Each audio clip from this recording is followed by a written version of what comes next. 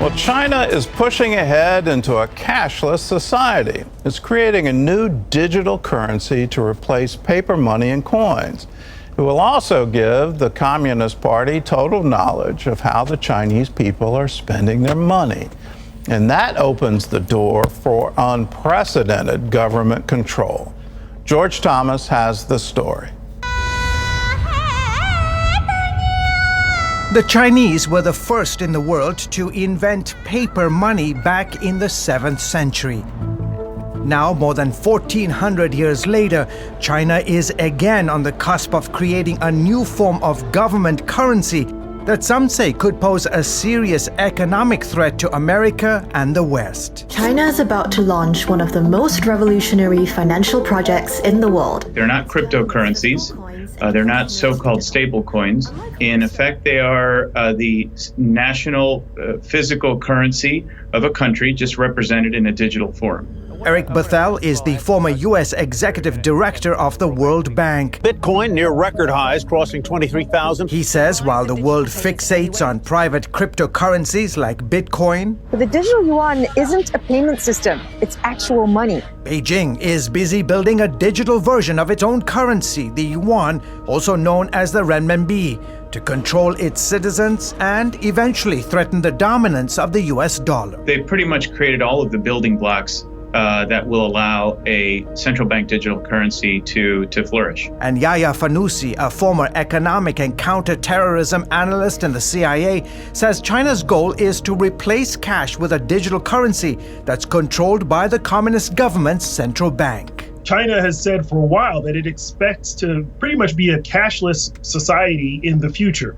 So the idea is that cash notes, coins will no longer be around and that people will be using digital currency that's going to be in their wallets. That digital currency will also be issued by the government bank, allowing what Congressman Michael McCaul, the top Republican on the House Foreign Affairs Committee, says is unprecedented access to people's financial transactions. This will give them data on behavior, on how they spend. And giving Beijing the power to track that spending in real time. There will be a point where the People's Bank of China is going to be able to peer inside of every single transaction that everyone does 24 hours a day, 7 days a week. Which means if you are a human rights activist or a Christian, authorities can now use this new technology to punish you if you engage in activities they consider anti-government. This technological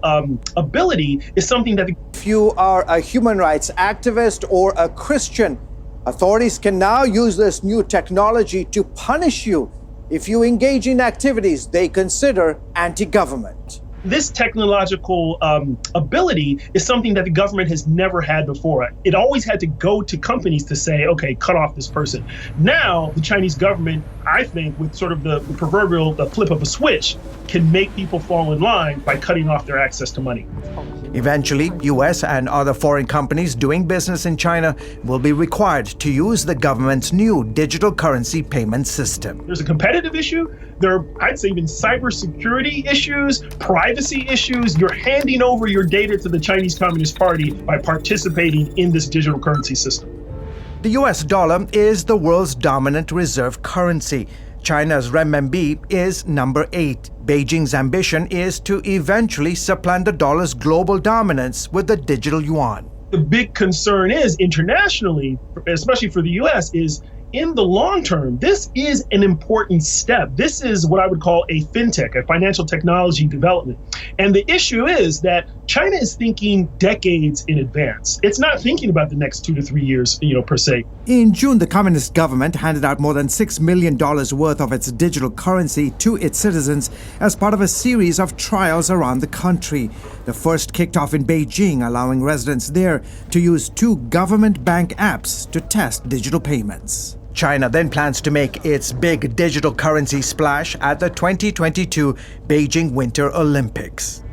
Now that the world's largest authoritarian regime has launched this first-of-a-kind sovereign digital currency, some in the U.S., like Congressman Mike Waltz, worry Beijing will use this form of payment to also skirt economic sanctions. The Chinese government convinces countries like Burma Iran, North Korea, and others to do business in that Chinese digital currency. It'll also allow China and those countries to work around one of our most powerful tools, which is sanctions. Based on history, Waltz believes China is only too happy to share the technology with other rogue regimes that seek to enhance their own surveillance capabilities over their citizens. So that those other countries in Africa, the Middle East, and elsewhere can dominate their people in line with the Chinese version of government. But that data then comes back to Beijing so that they will literally, through facial recognition, be able to monitor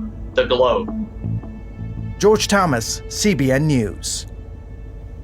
Well, if you've ever wondered about some passages in the Bible, how can a government restrict the population so that you cannot buy or sell unless you have a particular mark? Well, this is the answer. We're literally being set up for that kind of government control. The Chinese government is pushing ahead on many fronts to restrict what its population can and cannot do. They already restrict the right of assembly. They already restrict religious freedom. They certainly restrict political speech and any speech that is critical of their government.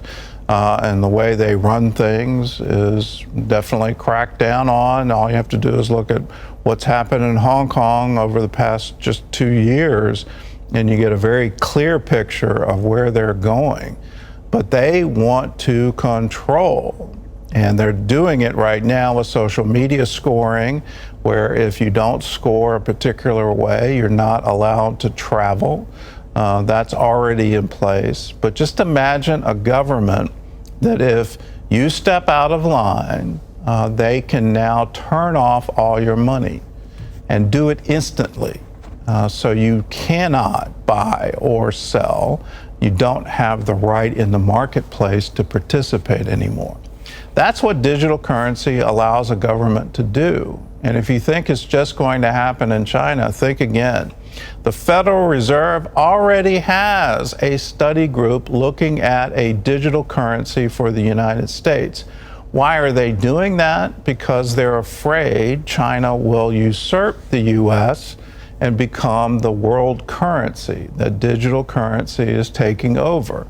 So you see all the action happening in the stock markets, the various markets for Bitcoin, other digital currencies, their rapid rise and people becoming overnight millionaires, billionaires, trillionaires based on the value of these digital currencies. And so the Federal Reserve wants to get in on that action to protect the U.S. dollar as the world currency. We depend on that right now. We're spending ourselves into oblivion, and what allows us to do that is that we have the world's digital currency. So we're essentially borrowing against our value of our currency in order to have a $2 trillion deficit.